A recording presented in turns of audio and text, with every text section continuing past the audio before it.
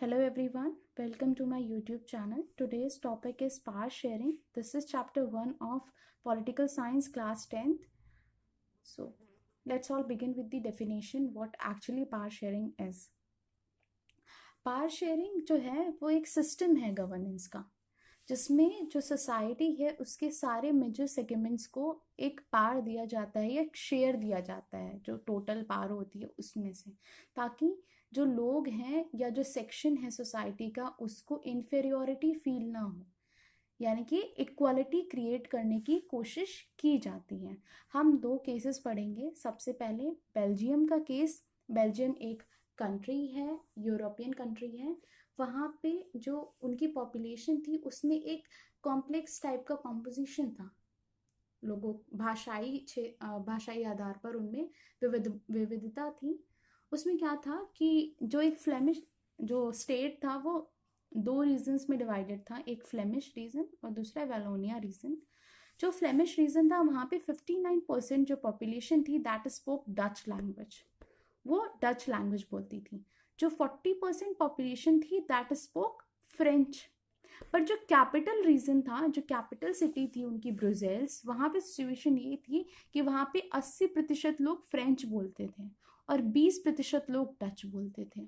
तो हुआ क्या कि चूंकि फ्रेंच वाले लोग कैपिटल सिटी में ज़्यादा तादाद में थे या ज़्यादा संख्या में थे, इस वजह से उनका जो सिटी के जो वर्किंग थी या जो कैपिटल सिटी की वर्किंग थी उस पर एक हद तक काफ़ी दखल या इंटरफेरेंस था। उसके अलावा जो फ्रेंच सोसाइटी थी that was more rich and also more powerful as compare to that of the Dutch speaking population. इसकी वजह से क्या हुआ कि दोनों के बीच में कॉन्फ्लिक्ट जैसी सिचुएशन क्रिएट हो गई। पर वहाँ की गवर्नमेंट ने क्या किया, वहाँ की गवर्नमेंट ने थोड़ी समझदारी से काम लिया और उन्होंने क्या किया, 1970 से लेके 1993 के बीच में अपने कॉन्स्टिट्यूशन को 4 बार अमेंड किया। तो 4 बार के अमेंडमेंट के बाद में जो कंक्लूजन सामने निकल के आए, जो उन्होंने ऐड किया अपनी कॉन्स्टिट्यूशन में, वो ये ऐड किया था कि it was decided to have equal number of Dutch and French speaking ministers in the cabinet, ताकि लोगों को ये लगे कि उनकी सोसाइटी का प्रॉपर रिप्रेजेंटेशन है पार्लियामेंट में, किसी भी तरीके से वो अपने आप को कम करके ना आके। उसके बाद जो सेकंड डिसीजन था वो ये था कि जो सेंट्रल के कुछ पावर्स होंगे वो स्टेट को ट्रांसफर कर दिए जाएंगे, स्टेट को ट्रांसफर कर दिए जाएंगे। और ये भी डिसाइड हुआ कि जो कैपिटल रीजन है जहाँ पर फ्रेंच स्पीकिंग पॉपुलेशन ज़्यादा है, वहाँ की जो लोकल गवर्नमेंट होगी उसमें डच लोगों को इक्वल पार्टिसिपेशन दिया जाएगा या इक्वल रिप्रेजेंटेशन दिया जाएगा। सेम अप्लाई हुआ उस रीजन के लिए भी जहाँ पे डच स्पीकिंग लोगों की संख्या ज़्यादा थी या उनकी पॉपुलेशन ज़्यादा थी। वहाँ पर भी यही बोला गया कि यहाँ पर फ्रेंच स्पीकिंग लोगों को इक्वल पार्टिसिपेशन या रिप्रेजेंटेशन दिया जाएगा, ताकि किसी भी कम्युनिटी को ये ना लगे कि उसके साथ में अन्याय हो रहा है या उसके साथ में इस आधार पर डिस्क्रिमिनेशन हो रहा है कि उनकी भाषा दूसरी है। एक और कंक्लूजन वहां से सामने निकल के आया, वो ये था कि उन्होंने कम्युनिटी गवर्नमेंट की फॉर्मेशन की। कम्युनिटी गवर्नमेंट बेसिकली थी क्या, एक लोकल टाइप की गवर्नमेंट थी। वहां पे क्या था, उसमें लोग, एक पर्टिकुलर कम्युनिटी के लोग अपनी इश्यूज रेज करते थे, चाहे वो डिस्क्रिमिनेशन से रिलेटेड हो, चाहे वो इलिटरेसी से रिलेटेड हो, एजुकेशन से रिलेटेड हो, हेल्थ से रिलेटेड हो। तो वो जो कम्युनिटी गवर्नमेंट थी वो इन इश्यूज को लोकल लेवल पे सॉल्व करने की कोशिश करती थी। This was a very brilliant initiative. पर दूसरा केस जो श्रीलंका का था, वहाँ पर क्या हुआ, वाले केस में क्या हुआ कि श्रीलंका को 1948 में आज़ादी मिली। अब जो श्रीलंका का जो पॉपुलेशन कंपोजिशन था वो भी बहुत कॉम्प्लेक्स था। वहाँ पर क्या था कि जो सिंगल लोग, कुछ लोग थे जो सिंगल बोलते थे, उनका जो प्रतिशत यानी कि परसेंटेज था वो 74% था।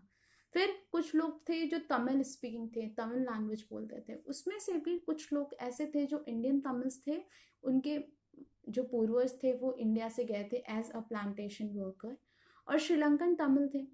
ठीक, जो तमिल थे वो हिंदू या मुस्लिम थे रिलीजन से। ठीक, और जो सिंगल स्पीकिंग लोग थे वो बेसिकली बुद्धिस्ट थे। अब क्या हुआ कि जब 1948 में श्रीलंका को आज़ादी मिली, उसके बाद क्या हुआ कि जो गवर्नमेंट बनी वो सिंगल स्पीकिंग पॉपुलेशन की थी। ठीक, अब उन्होंने 1956 में क्या किया, एक कानून या एक्ट लेके आए, उसमें उन्होंने सिंगला को ऑफिशियल लैंग्वेज डिक्लेयर कर दिया।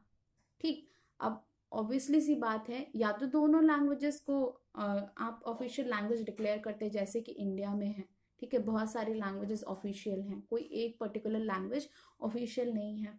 पर उन्होंने क्या किया कि उन्होंने सिंगल लैंग्वेज को ऑफिशियल लैंग्वेज डिक्लेयर कर दिया, और उन्होंने कुछ प्रोविजंस बनाए जिसमें उन्होंने बुद्धिज्म को प्रमोट करने का निर्णय लिया। ठीक, अब इससे क्या हुआ, इससे जो तमिल स्पीकिंग लोग थे उनके अंदर एक इन्फेरियोरिटी कॉम्प्लेक्स ने जन्म ले लिया। ठीक, उन्होंने क्या किया, 1980 से उन्होंने एक सेपरेट तमिल एलाम या स्टेट की मांग करनी शुरू कर दी, और इन सब कॉन्फ्लिक्ट्स के चक्कर में जो श्रीलंका था वो एक सिविल वॉर की चपेट में आ गया, या वहां पे एक सिविल वॉर स्टार्ट हो गई, जो कि खत्म हुई 2009 में।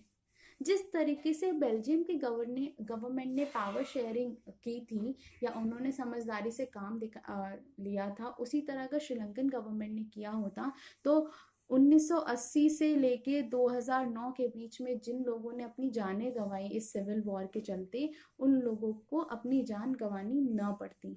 अब इन दो केसेस के क्या कंक्लूजन निकल के आती है, वो कंक्लूजन निकल के ये आती है कि पावर शेयरिंग की मदद से हम लोग ना सिर्फ सोसाइटी में जो अलग अलग सेक्ट के बीच में कॉन्फ्लिक्ट से डिफरेंसेस होते हैं उनको दूर कर सकते हैं, बल्कि इवन एक माइनॉरिटी ग्रुप को ये यकीन भी दिला सकते हैं कि आप हमारी कंट्री में सेफ हो।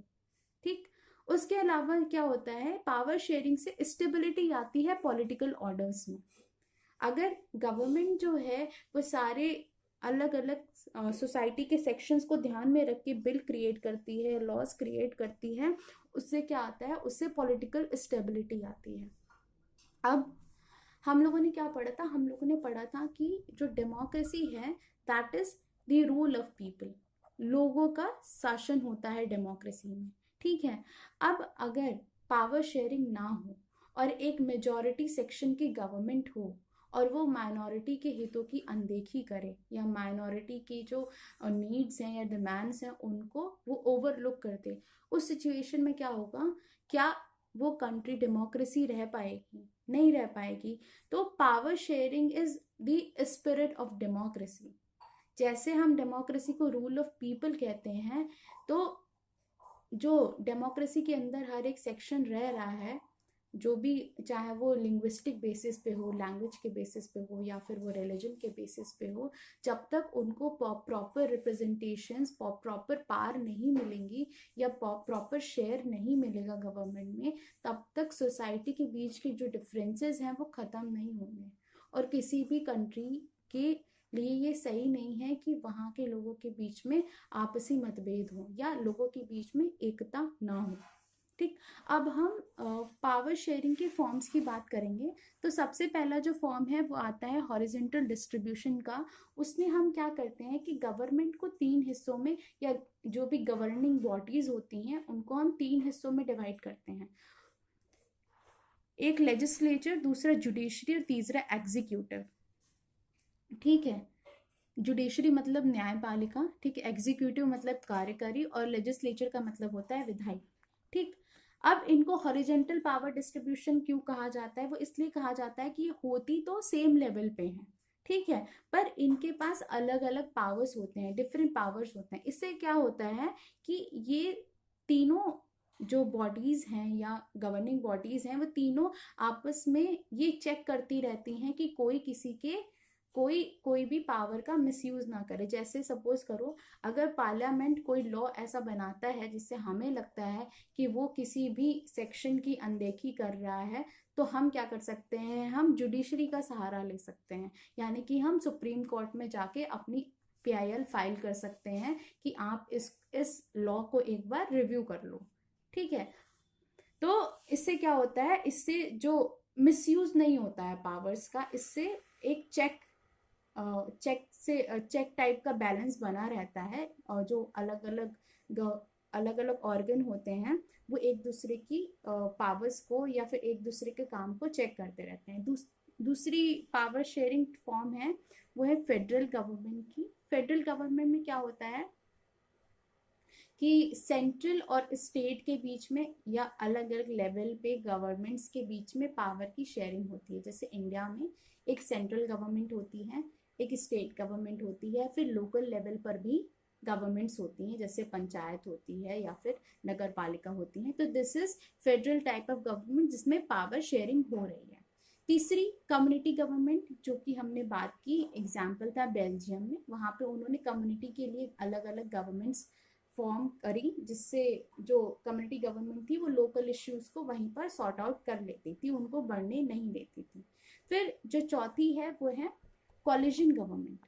ठीक है, कॉलिजन गवर्नमेंट सबको पता होगा कि कभी कभी ऐसा होता है कि जब इलेक्शंस होते हैं तो किसी एक पार्टी को वोट मेजॉरिटी नहीं मिल पाती है। उस सिचुएशन में क्या होता है कि एक से दो या दो से अधिक पार्टियां मिलकर सरकार का गठन करती हैं, जिसको हम कॉलिजन गवर्नमेंट कहते हैं। ये भी एक तरीके की पावर शेयरिंग है, क्योंकि अलग अलग पार्टियां जो हैं वो अलग अलग क्षेत्र से आती हैं, अलग अलग सोच की होती हैं, और उनके बीच में पावर की एक अच्छे ढंग से शेयरिंग काफी अच्छा एग्जाम्पल है।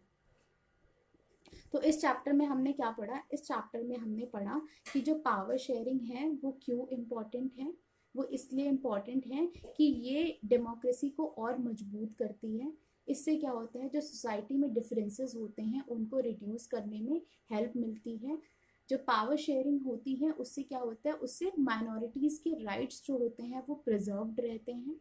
उसके अलावा हमने पढ़ा कि कितने टाइप की पावर शेयरिंग होती है। एक horizontal distribution of power sharing होता है, दूसरा फेडरल गवर्नमेंट टाइप डिस्ट्रीब्यूशन होता है, तीसरा कम्युनिटी गवर्नमेंट्स होती हैं, और चौथी कॉलिजन गवर्नमेंट्स होती हैं। अब आई होप आप सबको ये चैप्टर क्लियर हो गया होगा, और अगर कोई डाउट है, अगर कोई प्रॉब्लम है या कोई इश्यू है तो आप नीचे कमेंट सेक्शन में लिख सकते हो, या फिर आप नए टॉपिक्स की रिक्वेस्ट भी कर सकते हो। Thank you.